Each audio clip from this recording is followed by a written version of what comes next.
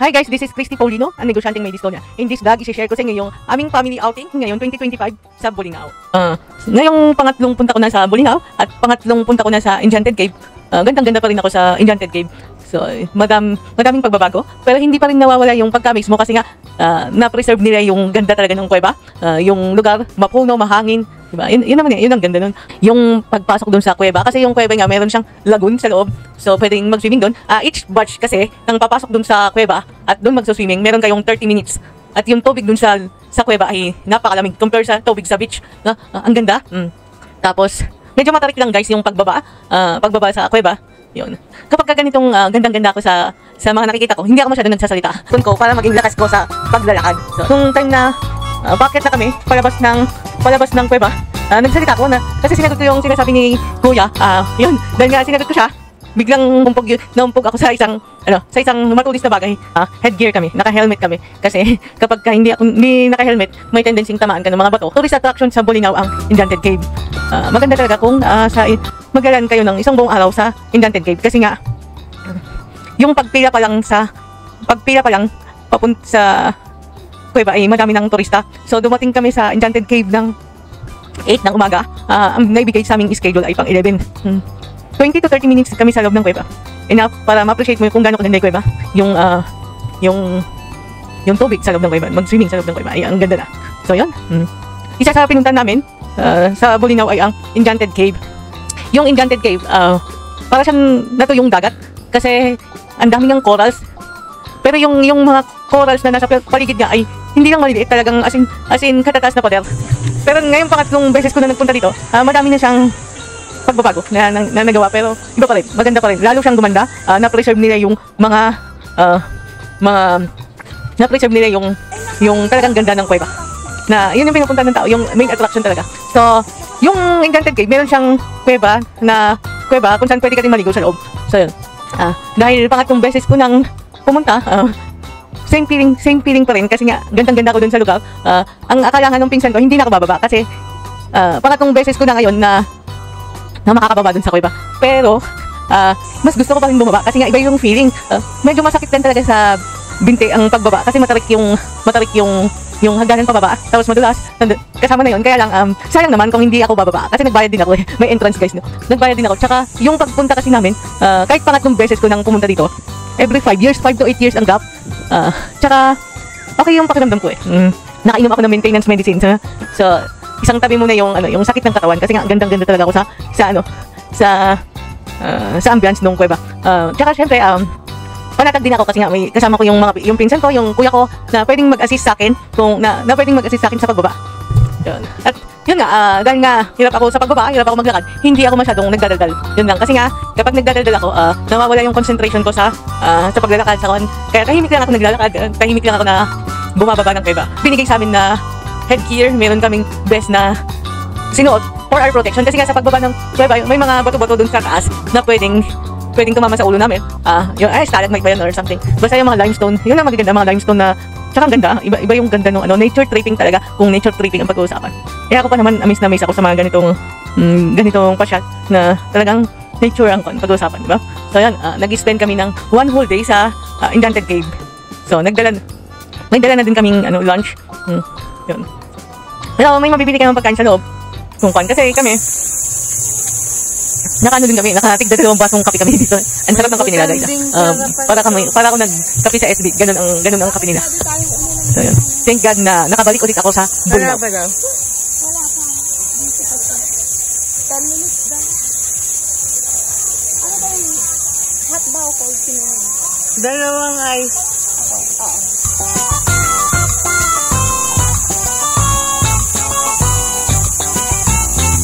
Madison! Halika dito, Madison! Madison, libre kita na doon sa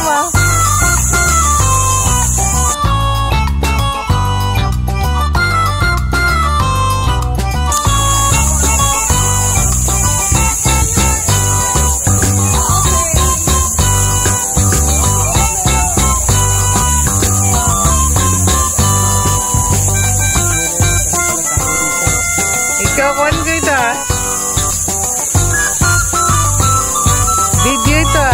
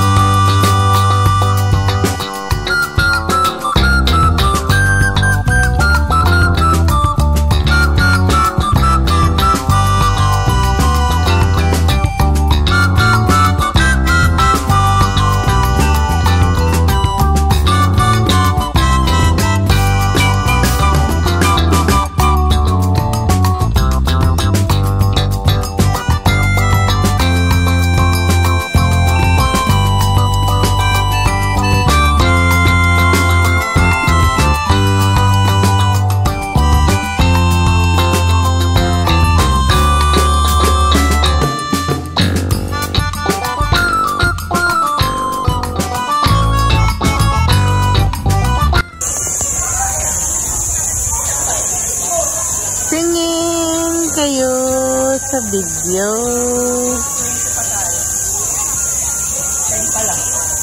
Oh, wala rin ko na. Ayun sila, oh. Kaiinom na sila dun, oh. Saan tayo upo mamaya? Ayun, oh. Upo na sila dun, oh. Nakapwesto sila, oh. Ako gusto ko rin. Ano yung order nila?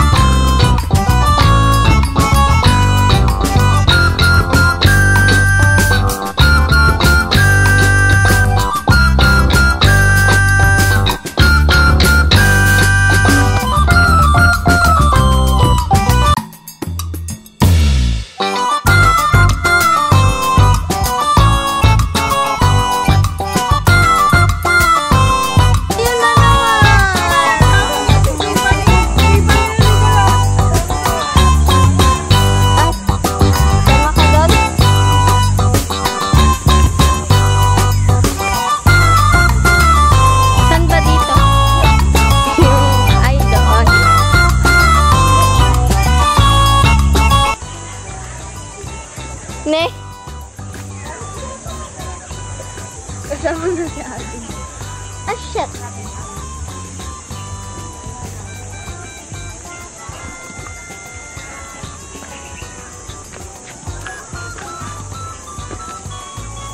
Naka-record na ba to? Yup. Okay. Bisan mo, bro. Pag-init. Picturean mo. Nakatalikod.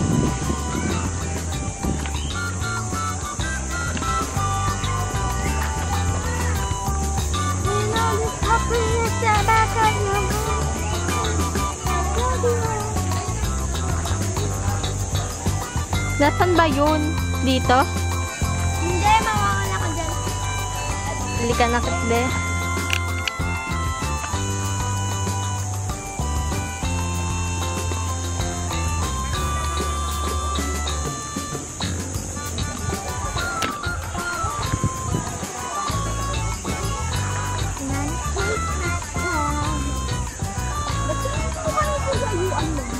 Bakit?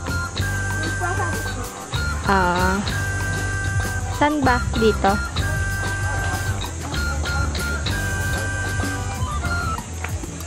Bro.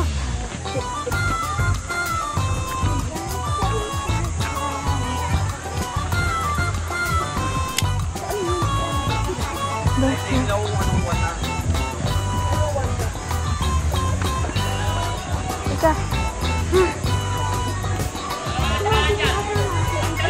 Umalis ka.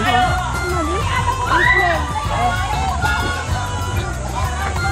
Yan na. Gusto mo ba mag-swimming?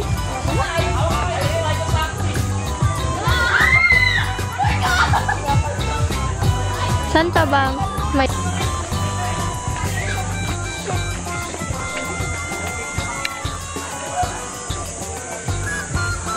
Kung gusto mo pa pinag balik ka.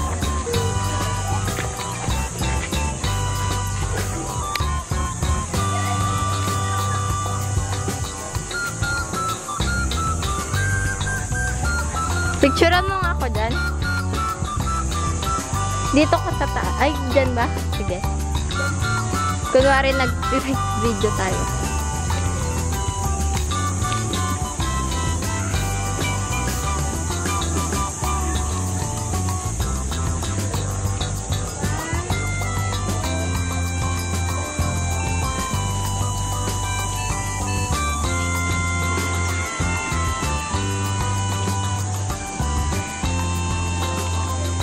Merry.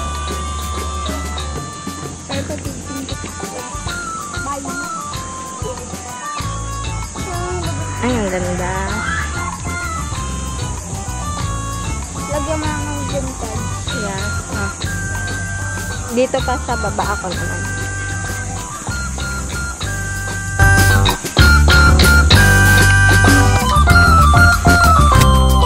Ah, okay. Tanong ko lang.